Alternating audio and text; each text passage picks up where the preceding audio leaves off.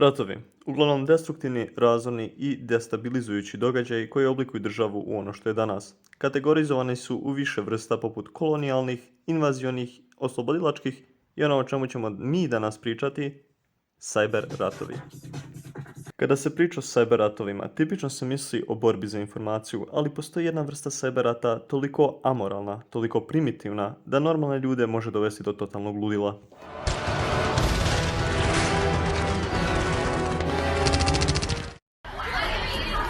Don't fuck with me! I have the power of God and anime on my side! Waifu ratovi nastaje kao posljedica stvaranja anime romanse sa dvije glavne devojke koje potencijalno treba da završe sa glavnim likom. U većini slučajeva te devojke možemo podijeliti u dvije grupe. Prva, mirne, povučene, ozbiljne devojke dizajnirane imajući tamnije, hladnije boje na umu, i druga vrsta devojaka, vesele, ljubke, nemirne devojke dizajnirane imajući tople boje na umu. Nakon što se otaku produkt sa dvije potencijalne partnerke plasira na tržište, počinje da privlači pažnju budućeg regruta u formi Weeaboo-a. It's folded, tempered, and it does its job. Nakon par odgledanih epizoda ili ti pročitanih čaptera, naš regrut se odlučuje za čiju će se stranu boriti, to jest kojoj će se gospi klanjati. Oblači svoju nepostojeću uniformu i ulazi u debilne debate na internetu štiteći devojku koja nije ni stvarna. Na početku, pre nego što serijal postane popularan, diskusije su uglavnom civilizovane i obe partije se poštuju međusobno. Ali čim serijal stekne ono malo popularnosti, sve odlazi u kurac.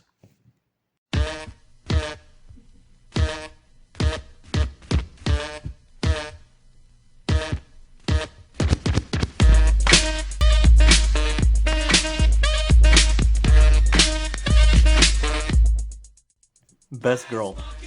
5 of your brain cells died to make this uninspired thread. Based. Seeing that Yui has the genes to become a elite MILF, still picking Yukino. Yukino, loyal, keck. 2 daughters. One of them is autistic, the other gets some sort of sexual fulfillment from watching drama between teenagers. The Yukinoshita family doesn't seem to have it very good either. I want to this little like you wouldn't believe. Based. Too bad Yukino are veg, shizo tier based, so we can't talk about Yui here. Yui mom, plebeian class, only has one child. Said the child is 2-digit IQ and has no notable skills or talent. Based, the Yuki mom, participant class, has 2 children, both are very These 2 outcasts were Ovaj gubitak vremena, hoću da kažem rat, se završava sa samim serijalom kada se saznaje koja devojka pobeđuje. Oni koji su bili na strani pobednice slave i pljuju u lica onima koji su izabrali suprotnu devojku, a gubitnici umjesto da prihvate poraz i da nastave sa svojim jadnim životima, uzvraćaju udarce, nazivajući pobednicu pogrebnim imenima. Pobednici im govore kako imaju sranje ukus, gubitnici kažu da oni imaju sranje ukus jer je njihova devojka dobila popular vote.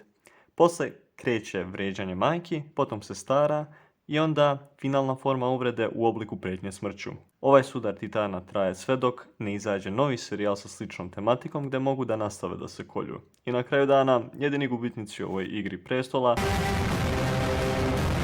su oni ljudi koji su samo uživali u animeu, ne obraćajući pažnju na rivalstvo. Igra, opa!